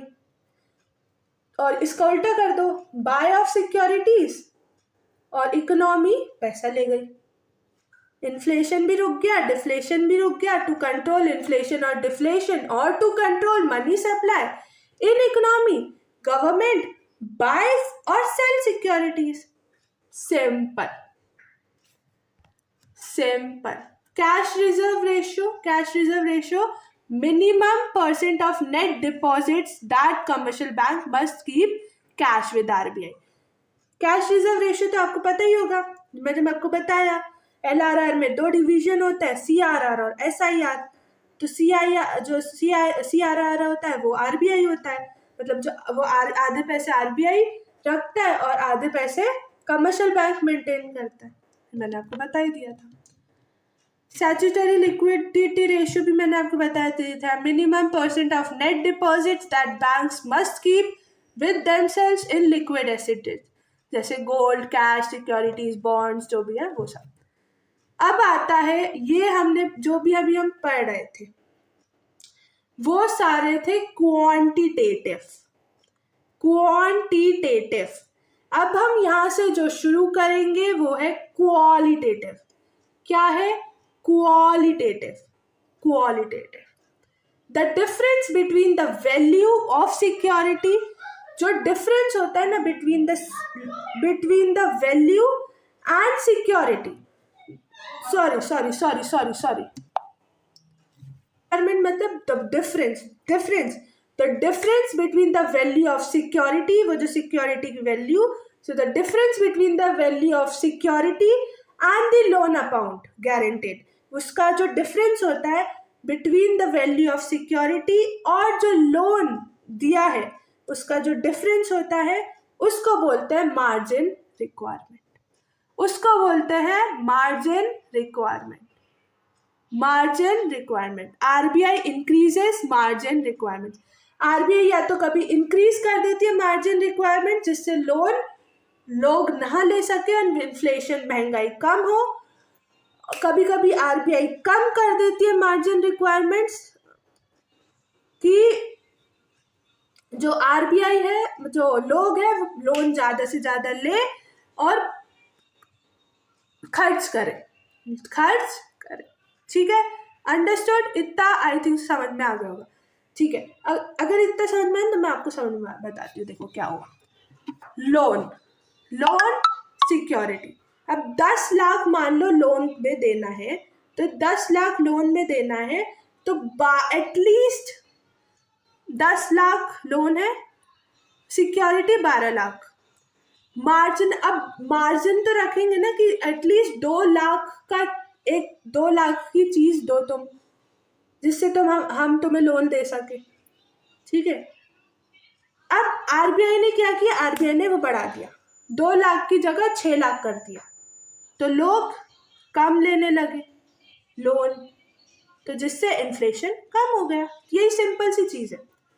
अब आगे देखोगे बहुत लुल्लू सी चीज है। Moral suasion. Moral suasion means, सुन लो, मॉरल सुएशन, लिसन सी, 2 चीजें और 2 टॉपिक और बचे लल्लू वाले, कर लो। टेस्ट भी बता दूंगी, 10 मिनट में टेस्ट दिखा दूंगी। फिर मुझे आई नो कि क्लास बहुत लंबी हो गई है, पर 1 शॉट था तो ऑब्वियसली लंबा होगा ही, बहुत डिटेल में गई थी इसलिए थोड़ा हो गया, माफ़ी चाहती हूँ। ठीक है, तो मोरल सुजान, देखो सुएशन, मोरल सुएशन मतलब, मोरल तो मतलब समझ ही गए होंगे, मोरल वैल्यू। ठीक है, देखो मोरल मतलब क्या होता है, सुन बेटा, आरबीआई कमर्शियल बैंक्स को बोलता है, क्या बोलता है बेटा? सुन, देख, अगर तूने लोन देना बंद नहीं किया, मीन्स सुन ले, अब सुनो, देखो मोरल मतलब कि प्यार से मानना है तो मान ले चुपचाप, प्यार से मानना है तो चुपचाप मान ले, समझ जा, इसका मतलब मोरल होता है। मोरल का मतलब प्यार से समझा रहा हूँ, समझ जा, प्यार से समझा रही हूँ, समझ जा। मोरल मतलब प्यार से समझा रही हूँ, समझ जा, ठीक है? मोरल अच्छे से बोलना। सजेशन मतलब, देख, अगर प्यार से नहीं समझा तो प्रेशर भी बना सकते, प्रेशर से भी समझा सकते, डांट कर भी समझा सकते। तो आरबीआई क्या बोल रहा है? आरबीआई कमर्शियल बैंक को बोल रहा है, देख प्यार से समझा रहा हूँ, लोन मत देना, दिया तो सोच लेना। अगर उसने लोन देना बंद नहीं किया, जो वो ज्यादा से ज्यादा लोन देते जा रहे, जो आरबीआई है वो ऑर्डर दे देगा, सारे बैंक को ऑर्डर दे देगा लोन नहीं देना, मतलब प्रेशर दे देगा कि भाई अब तो लोन देना ही नहीं है, ऑर्डर भेज दिया मैंने। अब वो उसने बात सुनी नहीं तो उसको प्रेशर, प्यार से बात नहीं सुनी तो क्या किया? प्यार से बात नहीं सुनी तो उसने प्रेशर से समझा दिया, इसको बोलते हैं a mix of persuasion. Means एक मिक्स होता है प्यार और प्रेशर का, तो a mix of persuasion and pressure applied by RBI on banks to follow its policy. उसकी आरबीआई जो बोलता है वो उसको मानना पड़ेगा, या तो प्यार से या तो प्रेशर से, बट हाईली इफेक्टिव, ये बहुत इफेक्टिव है, इसमें नो लीगल फोर्स, कोई लीगल फोर्स नहीं होता। सेलेक्टिव क्रेडिट कंट्रोल तो आप समझ ही गए होंगे, सेलेक्टिव, सेलेक्ट कर रहे हैं, जैसे मान लो, ठीक है, अब आरबीआई लोन दे रहा है, आरबीआई सेलेक्टिव चीजों पे लोन दे रहा है। आरबीआई कमर्शियल बैंक से बोल, आरबीआई क्या कर रहा है, जैसे आप हाउस के लिए लोन चाहिए, कार के लिए लोन चाहिए, या कुछ लड़कियां हैं ब्यूटी प्रोडक्ट्स के लिए लोन चाहिए, बैग के लिए लोन चाहिए, ये नायका का बैग लोन दे दो, लोन लोन ले लो, ब्यूटी के लिए लोन चाहिए, एजुकेशन के लिए लोन चाहिए, मोबाइल के लिए, मोबाइल फोन डिस्ट्रैक्शन जो है उसके लिए लोन चाहिए, हेल्थ के लिए लोन चाहिए, इनके लिए आपको क्या चाहिए, इनके लिए आपको लोन चाहिए। तो आरबीआई ने कुछ सेलेक्टिव चीजों के लिए लोन दिया। अब क्या बोला उसने, कार के लिए लोन नहीं मिलेगा, कार के लिए लोन नहीं मिलेगा, चाहे कार खरीदना कम कर दो, लोन नहीं मिलेगा। वैसे ही आप ब्यूटीफुल हो, देखो मैं कितनी ब्यूटीफुल हूँ, तो वैसे आप लोग भी ब्यूटीफुल हो, आपको ना कि मेकअप की जरूरत, ना कि किसी चीज की जरूरत, आप भी ब्यूटीफुल हो। तो ब्यूटी प्रोडक्ट्स पे भी लोन नहीं मिलेंगे। एजुकेशन पे लोन मिलेगा, कोई प्रॉब्लम नहीं। मोबाइल पे लोन नहीं मिलेगा, मोबाइल डिस्ट्रैक्शन है, मोबाइल पे लोन नहीं मिलेगा, मोबाइल पे लोन नहीं मिलेगा। हेल्थ पे लोन मिलेगा, तो मतलब उसने सेलेक्टिव चीज है, मतलब हाउस, हेल्थ, एजुकेशन, इन सब पे वो लोन दे रहा है, कार, ब्यूटी और इन सब पे वो लोन नहीं दे रहा, मतलब उसको सेलेक्टिव चीजों पे लोन दे रहा है, स्पेसिफिक सेक्टर्स पे लोन दे रहा है। तो RBI gives direction to banks to give और not to give credit, specific sectors को क्रेडिट दो, लोन दो, स्पेसिफिक सेक्टर्स को लोन मत दो। Example, restricted loans for speculative trading, loan restrict हो गया स्पेक्यूलेटिव ट्रेडिंग के लिए, तो उसने रिस्ट्रिक्ट कर दिया कि इस पे लोन नहीं देना, इस पे लोन नहीं देना, तो वो सेलेक्टिव चीजों पे लोन दे रहा है, जैसे हेल्थ, एजुकेशन, हाउस, इन सब के लिए वो लोन दे रहा है, ब्यूटी, कार, मोबाइल, इन सब के लिए वो लोन नहीं दे रहा। तो अब ये थोड़ा डिफरेंस है, bank comparison matrix, basis central और commercial, profit central no profit, commercial yes profit बनाने के लिए। करेंसी जो आरबीआई होता है वो मोनोपोली होता है, कमर्शियल के पास नो पावर, आरबीआई के पास मोनोपोली होता है कि वो करेंसी बना सकता है, पर ₹1 और ₹1 का नोट और कॉइन आरबीआई नहीं बनाएगा, वो मिनिस्ट्री ऑफ फाइनेंस बनाएगा। और कमर्शियल के पास कोई पावर नहीं होती, ठीक है, सब पावर सेंट्रल के पास होती है। पब्लिक से आरबीआई डीलिंग नहीं रखता, पब्लिक से डीलिंग कौन रखता है, कमर्शियल, तो direct dealing with public, that is commercial bank, ठीक है। तो टॉपर एग्जाम हॉल सीक्रेट देख लो, always show the inverse relation, देखो इनवर्स रिलेशनशिप है between LRR, legal reserve ratio and money multiplier, inverse relation है। Use tabular round wise steps for credit creation, अगर credit creation समझाना है, जो मैंने जो टेबल बना के समझाया है उससे समझा देना, फुल मार्क्स आएंगे। Mention CRR and SLR full forms clearly in long answer, अगर आपको फुल मतलब पूछा गया है LRR मतलब क्या होता है, या तो आपको CRR और SLR का शॉर्ट फॉर्म नहीं लिखना है, फुल फॉर्म लिखना है, ठीक है, लॉन्ग आंसर्स में। अब आता है देखो, मेगा टेस्ट हॉल है, 40 marks, full integrated syllabus, chapter 1 to 6 challenge, micro दोनों, देख लो, स्क्रीनशॉट ले लो, मैं वेट कर रही हूँ, स्क्रीनशॉट ले लो या पॉज कर लो वीडियो को, आगे ले लो, ठीक है, पॉज कर लो वीडियो को और ले लो, ठीक है, ये ले लो, देखो जल्दी, ले लिया स्क्रीनशॉट, वीडियो पॉज कर लो, आगे बढ़ो, ठीक है, ये न्यूमेरिकल है चैप्टर 3 का, ये न्यूमेरिकल, ठीक है, ये शायद नहीं हो पाए, अगर नहीं हो पाए तो डाउट लिख देना, मैं करवा दूंगी सॉल्व, ठीक, कोई प्रॉब्लम नहीं, स्क्रीनशॉट ले लो या वीडियो पॉज कर लो। ये section D short questions, final boss 10 mark का है, और जो ये क्वेश्चंस है ना, क्वेश्चन आंसर से, ये बहुत इंपॉर्टेंट है, इसलिए लाए हुए ये आंसर्स है। सेकंड का नहीं समझ में आए, मुझसे डाउट लिख देना कमेंट सेक्शन में, मैं सॉल्व करवा दूंगी अगली क्लास में, कोई प्रॉब्लम नहीं। So final wrap up wall, we covered commercial banking functions, credit magic, RBI tools, and full backlog numericals. Your revision is 100% completed. Our revision is 100% completed. So Concord, subscribe to the Rank 1 Topper Squad Hall. Quality is not an act, it is a habit. So session 2026-27 topper 100 out of 100. Bye bye guys. Love you. If you have any doubt, if you have any doubt, write in the comment section. I will solve it. So bye bye guys, and don't forget to like, share, subscribe my channel. Love you. Bye bye. Bye bye. Bye bye.